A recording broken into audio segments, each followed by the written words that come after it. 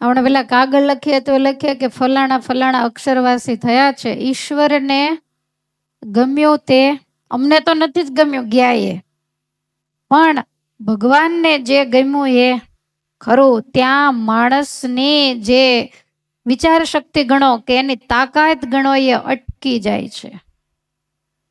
એટલે ભગવાને બધું જ હાથમાં રાખ્યું. આપણને બધાને પંખા આપ્યા, લાઇટ વાતે બધું આપ્યું, પણ સ્વિચ એને હાથમાં જ રાખી છે.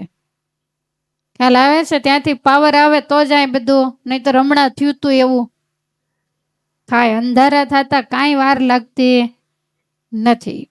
એટલે ભગવાન એ વિશ્વની ઉત્પત્તિ, સ્થિતિ અને પ્રલયનું કારણ એને એવું લાગે કે હવે આ વજન થોડોક ઓછો કરવાની જરૂર છે, એટલે એ ગમે એક કાઢે. છેલ્લે કોરોનાનું કાઢ્યો, આપણને નામય મહિને આવડ્યું. બધા ગરડા ડોસ્યું તું કોરોનું આવ્યો એમ કરતા કરતા વરસ કાઢી નાખ્યું. એટલે ઠાકોરજી કોઈ પણ ઉપાય કરી અને એણે જે ધાર્યું હોય એ જ કરે. આપણે ઘણા બધા ઊંચા ઊંચા મિનારાઓ ચણીને બેઠા હોઈએ, પણ ધાર્યું તો આ 52 હાથની ધજાવાળાનું, બાકી કોઈનું ધાર્યું થતું નથી.